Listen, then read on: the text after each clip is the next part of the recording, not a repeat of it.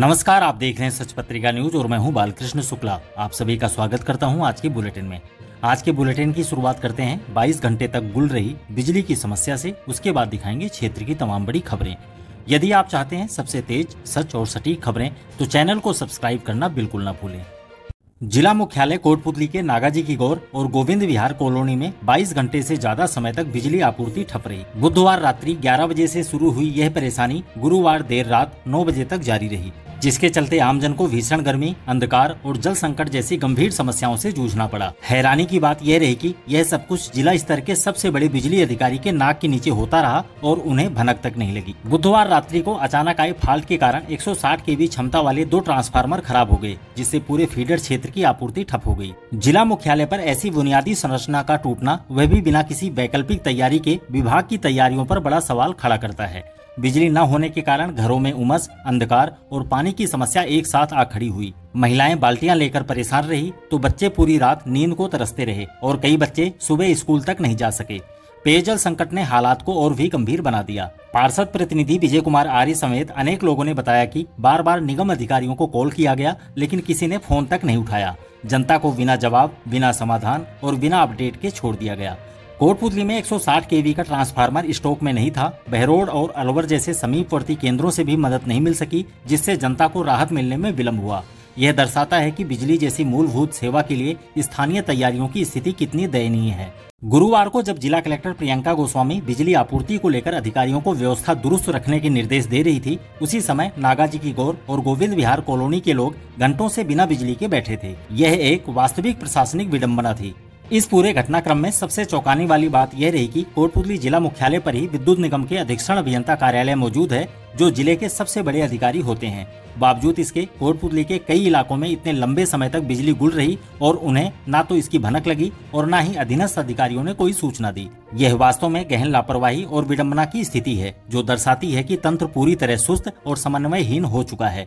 गुरुवार देर शाम जब हमने विद्युत निगम के अधीक्षण अभियंता मनोज गुप्ता से संपर्क किया तो उन्होंने शुरुआत में कहा कि हमें तो इस बारे में कोई जानकारी या सूचना ही नहीं मिली, जबकि वह एक्सियन और अन्य अधिकारियों से लगातार संवाद में होने का दावा कर रहे थे।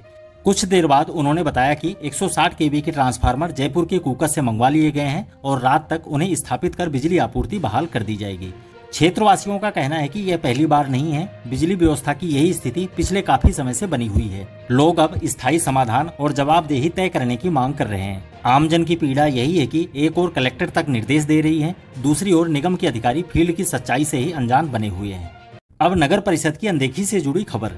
कोटपुतली के गढ़ कॉलोनी में 2 दिनों से सार्वजनिक स्थान पर मृत पड़े सांड के शव को हटाने में नगर परिषद की घोर लापरवाही सामने आई है। एसपी कार्यालय के ठीक सामने कॉलोनी की ओर जाने वाली सड़क पर शव से उठ रही दुर्गंध से स्थानीय लोग परेशान रहे, लेकिन नगर परिषद के कर्मचारी सूचना के बावजूद मौके पर नहीं पहुंचे।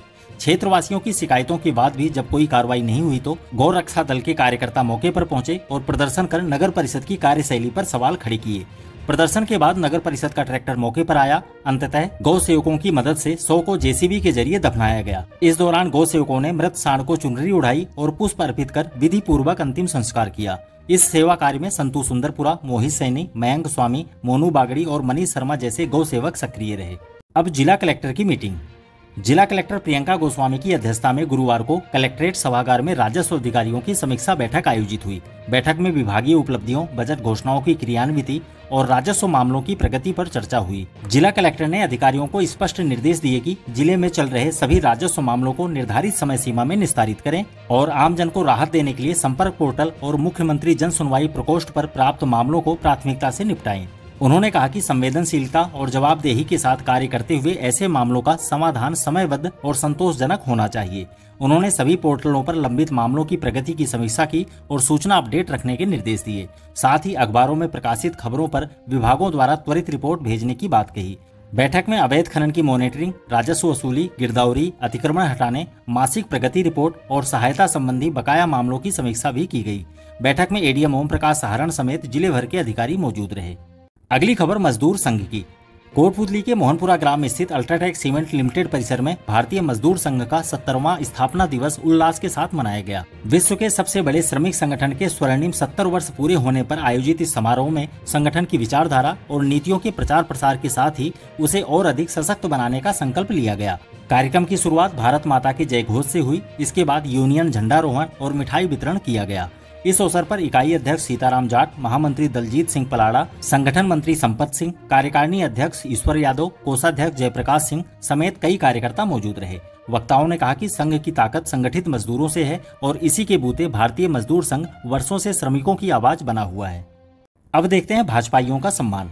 कोटपुतली के ग्राम पंचायत कल्याणपुरा कुहारा स्थित राजकीय उच्च माध्यमिक विद्यालय परिसर में गुरुवार को दोहरे आयोजनों की सरगर्मी रही। एक ओर जहां हरियालो राजस्थान अभियान के अंतर्गत ग्रामीणों ने पौधारोपण किया, तो वहीं दूसरी ओर भाजपा जयपुर देहात उत्तर के नवनियुक्त जिला पदाधिकारियों का अभिनंदन भी किया गया। पौधारोपण में बड़ी संख्या में ग्रामीणों ने भी हिस्सा लिया।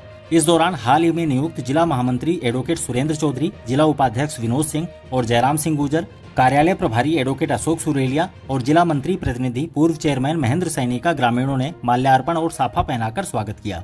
कार्यक्रम में प्रतिभावान विद्यार्थियों का भी सम्मान किया गया। इस दौरान मंडल अध्यक्ष सीताराम शर्मा, रामनिवास चंदेला, यादराम सिहोड़िया, भोम सिंह, सुभाष शर्मा, तेजपाल सिंह और रामअवतार सिंह समेत बड़ी संख्या में भाजपा कार्यकर्ता मौजूद रहे। अगली खबर कन्या कॉलेज से। कोटपुतली के राजकीय पाना देवी कन्या महाविद्यालय में गुरुवार को गुरु वंदन कार्यक्रम का आयोजन किया गया। कार्यक्रम की विधिवत शुरुआत शिक्षकों ने की और छात्राओं को गुरु के जीवन में महत्व से परिचित कराते हुए बताया कि गुरु ही शिष्य के जीवन को एक सही दिशा देता है। यह परंपरा भारत में अनादि काल से चली आ रही है, जो आज भी उतनी ही प्रेरणादायक है। कार्यक्रम के दौरान छात्राओं को लक्ष्य निर्धारित कर निरंतर प्रयास करने की सीख भी दी गई। इस दौरान यूजीसी द्वारा आयोजित नेट परीक्षा में प्रथम प्रयास में सफलता प्राप्त करने पर हिंदी विभाग की छात्राएं खुशबू जांगिड़ और नीतू स्वामी का सम्मान किया गया। प्रोफेसर मनोज कुमार सैनी और प्रोफेसर विशंभर दयाल ने इस सफलता को अन्य छात्राओं के लिए प्रेरणा का स्रोत बताया। कार्यक्रम का संचालन प्रोफेसर जगराम गुर्जर ने किया, जबकि डॉक्टर कमलेश यादव ने धन्यवाद ज्ञापित किया। और अंत में जरूरी सूचना। भारतीय शिक्षण मंडल जयपुर प्रांत की ओर से व्यास पूजा उत्सव का भव्य आयोजन शुक्रवार को सुबह 11 बजे होटल तिरुपति कोटपुतली में किया जाएगा। आयोजन में शिक्षा, संस्कृति और राष्ट्र निर्माण जैसे मूल्यों को लेकर गहन विचार विमर्श होने की संभावना है। मंडल के प्रांत सहमंत्री उमेश बंसल ने बताया कि कार्यक्रम के मुख्य वक्ता मंडल के अखिल भारतीय संगठन मंत्री VR शंकरानंद होंगे, जबकि मुख्य अतिथि के रूप में प्रदेश के खेल मंत्री कर्नल राज्यवर्धन सिंह राठौड़ शिरकत करेंगे, जबकि विशिष्ट अतिथि राजस्थान विश्वविद्यालय की कुलपति प्रोफेसर अल्पना कटेजा होंगी। अध्यक्षता मंडल के राजस्थान उत्तर पश्चिम संयोजक प्रोफेसर GP सिंह करेंगे। बंसल ने बताया कि आयोजन को लेकर सभी तैयारियां पूरी कर ली गई हैं। अगर आपको हमारा यह बुलेटिन पसंद आया हो तो चैनल को सब्सक्राइब करें, वीडियो को लाइक करें और अपने दोस्तों के साथ शेयर करना न भूलें। आप हमें कमेंट करके अपनी राय भी बता सकते हैं। आपका समर्थन ही हमारी ताकत है। आज के लिए बस इतना ही। दोबारा मिलते हैं इसी तरह की दूसरी ताजा खबरों के साथ। नमस्कार। न झुकेंगे न रुकेंगे, जहां सच छुपाया जाएगा वहीं से उठेगी ये आवाज। सच पत्रिका न्यूज, सबसे तेज, सच और सटीक खबरें।